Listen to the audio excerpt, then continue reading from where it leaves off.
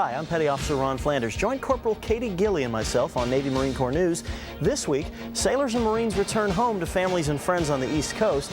Some of the Corps' finest shoot it out in Quantico, and you'll hear about one sailor who shouldn't quit her day job. These stories and more on Navy Marine Corps News.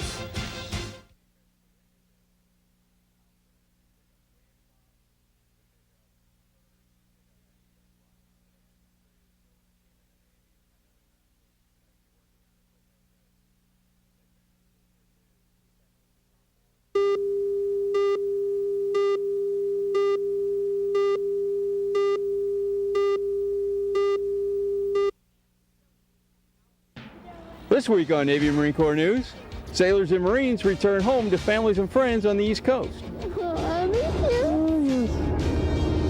Some of the Corps' finest shoot it out in Quantico. And you'll hear about one sailor who shouldn't quit her day job. These stories and more next on Navy Marine Corps News.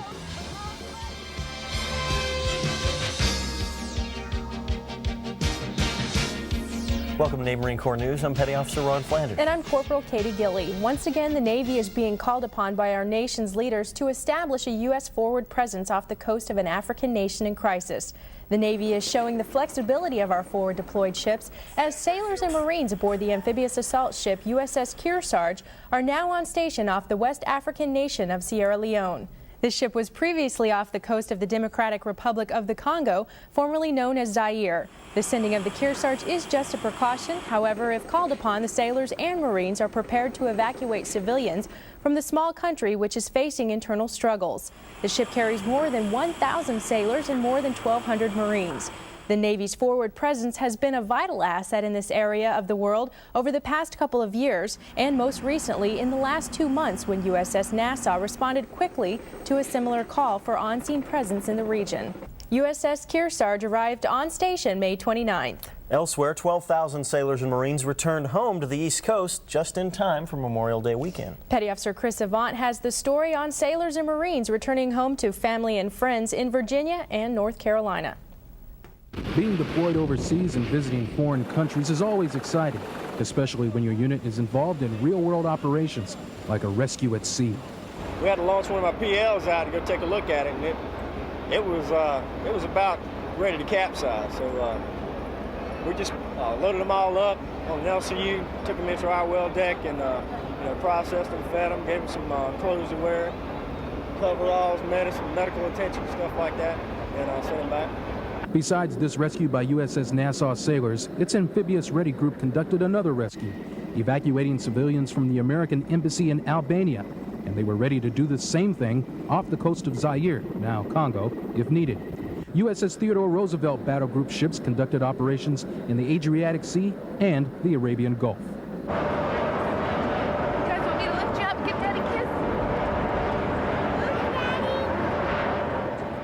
While these real-world operations are exciting for sailors and Marines, the best part of going on a deployment is coming home to family and friends. We missed out on a lot. We waited 9 years to have this baby.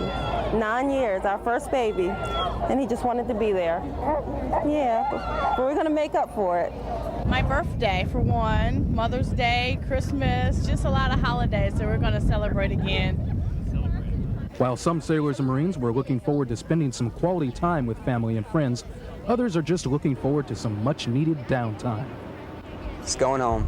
Get my wife. I found out yesterday my wife had our child, so I just wanted to go home and see the baby. I'm going to go to the new barracks, throw my stuff down. In 2 weeks, I'll be going out to Minnesota to go fishing. Petty Officer Chris Avant, Navy Marine Corps News. In West Salem, Wisconsin, there was another homecoming. This one was for Chief of Naval Operations Admiral Johnson, who returned to the high school that he graduated from. That'd be quite an honor, not just for the CNO, but also for the graduates to have someone so distinguished speaking. Emily Schmidt of WXOW News-19 in La Crosse, Wisconsin has the story. It's this week's Focus on the Fleet.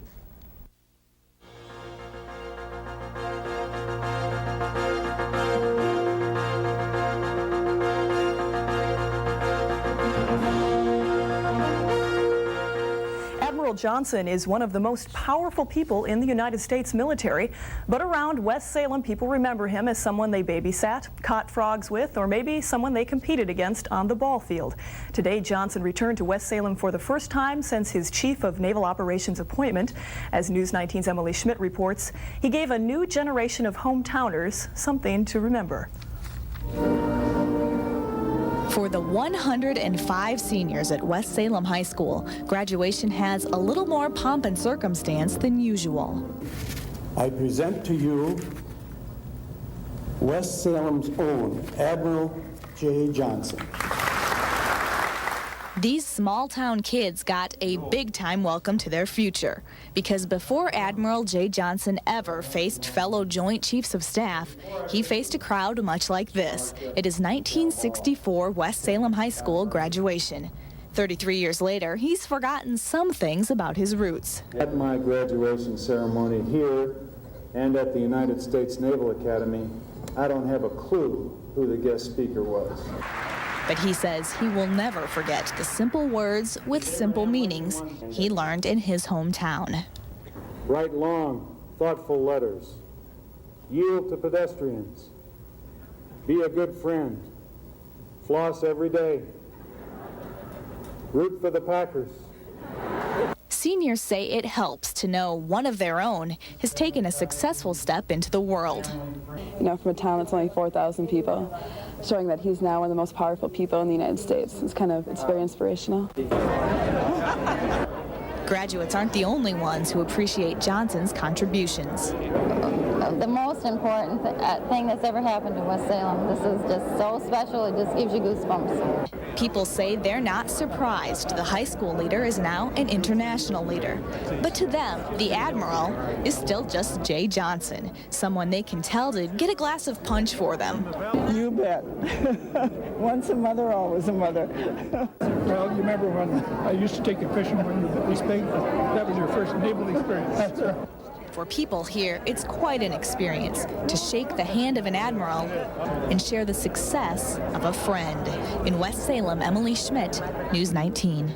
That had to be a lot of fun for the CNO. What an honor, and of course it's always fun to go back to your hometown. That's great. He graduated from West Salem and then moved on to the Naval Academy. And speaking of the Naval Academy, the Navy and Marine Corps honored their newest officers when they received their commissions May 23rd at the Naval Academy's commencement ceremony. Speaking before a capacity crowd in Annapolis, Vice President Al Gore spoke highly of the nation's newest Navy and Marine Corps officers. I can see from this podium the sea of promise set before me. And with this vision in my eyes, I can say in a voice devoid of doubt, the midshipmen of 1997 will guarantee that the United States Navy and Marine Corps remain the finest in the entire world. You have pledged to put yourselves in harm's way to defend the people, the treasure, and the values of your nation. That is an extraordinary commitment. And all Americans can take comfort knowing that in the coming century, the brave and talented class of '97 will be guarding freedom's shores with honor and courage. Of the 936 men and women of the class of 1997, 761 midshipmen received commissions as Navy ensigns and 157 as Marine Corps second lieutenants. Once all the diplomas were handed out, it was time for that traditional hat toss, which originated at the Naval Academy in 1912.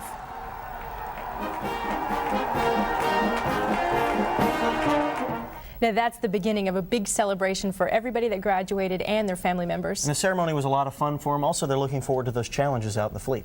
Well, most sailors and Marines, including those graduating from the Academy, know about this year's Navy Marine Corps Relief Society Fund Drive. And many have given generously, but if you haven't given, you need to consider this. The Society is the Sea Service's way of taking care of its own. Got to take care of your shipmates. Now, she's given, I've given, you can too, just by completing a little form like this. It took me about 20 seconds to do, and you can pay by allotment. But you got to do it soon because this year's Fund Drive is going to end June 6th. So get your forms in, and you can see your divisional or company Navy Marine Corps relief representative for more information. Coming up next, we'll see what it takes to win a shooting championship. Don't touch the remote.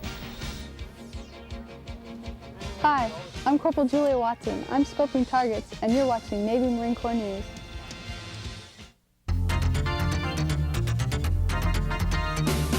You've been there, done that, loved it, and now you're leaving active duty. Don't hang it up. Let the journey continue in the Naval Reserve. Your valuable training, experience, and commitment can still pay dividends for you and the Navy. You can continue to be a part of the Navy team. Check into it. Let the journey continue in today's Naval Reserve.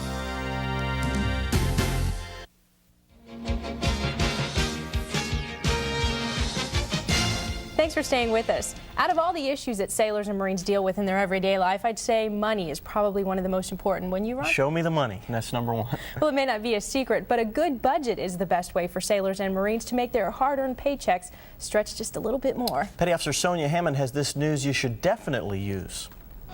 Summertime means fun in the sun, and to make sure your summer's not a total wipeout, you need to plan ahead. You need to make a budget. I think it's a really good idea to make a budget because most people don't have any idea where their money goes. They have no idea how to make a savings plan, and they may be in a large amount of debt and they don't know what to do about it, and a budget can really help with that. A budget not only helps you plan for the future, but it also lets you see exactly how you're spending money. People don't know where their money's going, you know, how they're spending their money. But now that she brought a lot of important tips to us, now I understand where my money will go and how will I spend my money wisely. And just like this sailor on board the Duluth, getting help is as easy as attending a financial planning class. It gave me somewhere to go, some things to look forward to, how to plan out my budget better. First things first, I had to sit down with my wife and, you know, discuss that and point out some of the things that was put out into the class with her. So then, you know, it teach me how they was talking about the going out and spending money on just unnecessary things. So it may help me stretch out my money a little bit further. And if you're having a hard time making your money stretch, where do you go for help? I think the Family Service Center is the best way to go. We have, for example, our base has counselors that can sit down with you and talk to you one-on-one and confidentially discuss your situation and help you with putting together a budget. Whether it's summertime or any time of the year, a budget can help get your finances on the right track. Petty Officer Sonia Hammond, San Diego. You know, Ron, they say that you should have 6 months in reserve, be able to cover your bills for 6 months. That's going to be pretty hard for me. The key here is you might be making sacrifices now, but you're setting your sights on the future. Exactly. Well, setting their sights on targets were the Marine Corps' best shooters who gathered in Quantico for 5 weeks of some targeting of their own in competition shooting. Now here's more about the challenge and the Marines who claimed the distinguished titles. These Marines aren't shooting for their annual rifle qualifications. They're competing in the Marine Corps' Rifle Pistol Championships. This annual competition brings together the top 10% of shooters from the Marine Corps' 4 divisions. This is the second year in a row Corporal Julia Watson has put rounds down range. For her, the matches are a big stress buster. It relaxes me. Kind of like your favorite thing to do, your favorite hobby. Doesn't that relax you? Well, that's what this does for me. The competition breaks down into rifle and pistol portions, plus a specialized team event called the FMF Combat Infantry Trophy Team Match. The two key words are infantry and team. This match is similar to, I guess is a better way to word, what it would be like to be a fire team facing a superior number of enemy. Teams of 6 shoot M16A2 service rifles beginning at 600 yards. Here, Marines have 50 seconds to hit 8 targets as many times as possible. Then they move to 500 yards and get another 50 seconds to shoot. Then, if rounds are left, they move to 300 yards and get an additional 50 seconds to shoot. Each team member shoots about 26 rounds in those 50 seconds, and on the average, 15 of those shots will hit the target. Compare this to the sustainment level rifle course that all Marines qualify on, where you have 10 rounds to shoot in 10 minutes at 500 yards. We've added 100 yards to that. We fire almost twice as many rounds in less than a minute, and these guys are getting a better percentage of hits. And the overall champion of the Marine Corps matches was Gunnery Sergeant Kevin Kistler. The 2nd Marine Division won the ITT competition. Staff Sergeant D.W. Stovall won the rifle competition, and Sergeant Jason Minger won the pistol competition. Now, Ron, the most important thing about the matches is that each one of the Marines that were there are going to take something back to the fleet. They're going to teach other Marines more about marksmanship. One of the things that impresses me when we did our show down in Paris Island, they stress the marksmanship there. If these are the best, they really got to be good. Now, another thing that we stress in the Navy and Marine Corps is physical fitness. Whether you're deployed or at home, sailors and Marines are expected to maintain physical readiness standards. And Petty Officer Mike Rainey of our Norfolk detachment caught up with some sailors aboard USS John C. Stennis who take PT to a whole new level. We're definitely more serious about our running than the average sailor. They're more than serious. The USS John C. Stennis running team is fast, usually unbeatable, and very dedicated. March 3rd of 1987 was the last day I didn't run at least 20 minutes or 3 miles. Even underway, cruises, deployments. Ran one day I started at 11:39 at night so I could get my 20 minutes in before midnight. This type of dedication is a must. The sailors on this team work the same grueling hours as the rest of the crew. The main difference is they're cranking out miles while their shipmates eat chow and hit their racks. They run when it's hot, they run when it's cold. They run in rough seas, they run when they're tired. Sound like fun? They're looking for volunteers. Pretty much we can recruit anybody who we think is, good enough or even just willing to run with us. We always have room usually for somebody. Besides the challenge of balancing shipboard duty with staying in shape, the JCS Striders don't always have the luxury of heading down the bow or out the front door for a run. While underway, they have to be creative. When it gets really, really bad, I go up and run on this forecastle. It's 20 seconds a lap.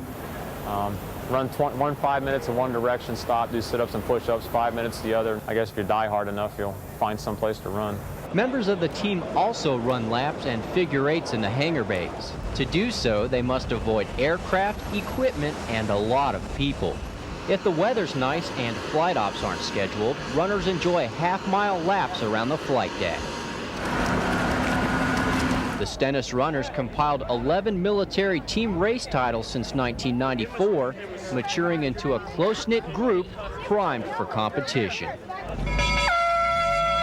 Unfortunately, they recently met their match in the Warriors from USS Guam at Norfolk's Elizabeth River Run 10K.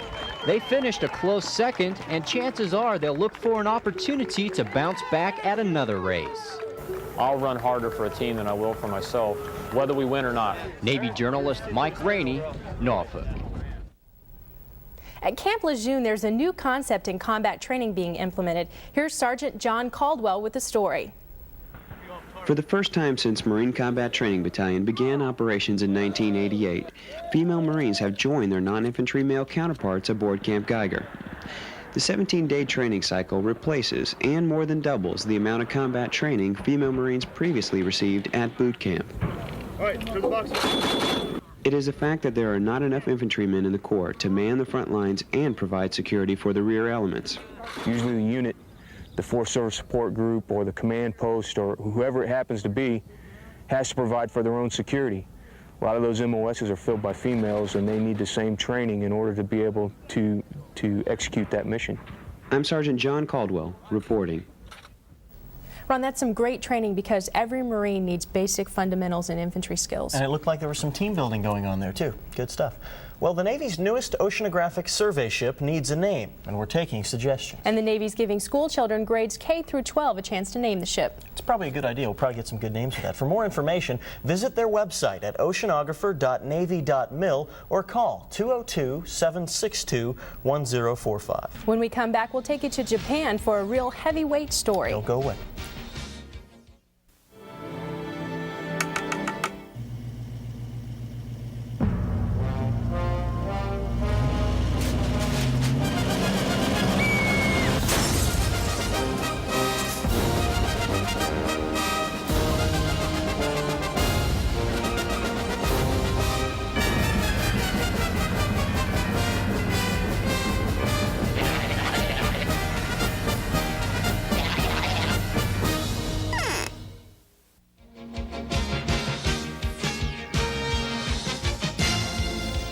Thanks for staying with us. Katie, do you like sports at all? Show me the sports. Being stationed here in the continental U.S. is good to watch sports, especially here in Washington. We have the Redskins, the Wizards. The Orioles. Orioles are just up the road. It's everything you could ask for. And well, for sailors and Marines that are stationed overseas, it can be even more exciting. They get to attend sporting events that are big in other cultures. And for sailors in Yokosuka, Japan, sumo wrestling is one of those sports. Petty Officer Paul Long reports that Yokosuka sailors recently got introduced to the sport and met some champion wrestlers. Sumo wrestling is a national sport of Japan. There aren't very many sumo wrestlers here that are from the United States. Recently, a few American-born sumo wrestlers visited fleet activities in Yokosuka. The wrestlers dropped in on a volleyball tournament and played a while before meeting with sailors. I brought my kids out so they could see the sumo wrestlers and get some pictures and some autographs. I came to see them because I enjoyed watching them while I've been stationed here for 3 years. The wrestlers had a good time with the sailors. One wrestler, Konishiki, a champion at sumo, offered goodwill to all sailors at sea. Don't go drown, man. Come back home to us. All this fun was a warm-up for battle, a sumo tournament scheduled for the next day. Sailors enjoy what they saw. This is my first tournament, and I enjoyed watching Nakabono, and I had a lot of fun, and I plan on attending more if I can get out and have the opportunity. Yeah, I've been here 6 years. I wanted to see it in person. I watch on TV. I coached a high school wrestling team 3 years. So TV, it just looks like hitting, but they actually do a lot of moves. Well, you have the takedowns. That's pretty much what it is. Some of the guys aren't wrestlers. It's more like a football lineman hitting. But like Taknahana, he's got some technique, I think. A special two-day tournament is held each year in Yokosuka. For sailors, it's a great experience. They learn about a centuries-old sport laden with tradition, and they make friendships that will last a lifetime. Navy journalist Paul Long, Yokosuka, Japan. Looked like a lot of fun for those sailors. Sumo wrestling is huge in Japan. It's like football for us, and so are those wrestlers. They're like giants. You know, Petty Officer Sean Mulligan, he's pretty big, don't you think? Yeah. I think he might be able to take one of those guys out. I'd like to see that one, but I think he's doing pretty good at Movie Call. And this week he takes us to the British Embassy for a look at Austin Powers.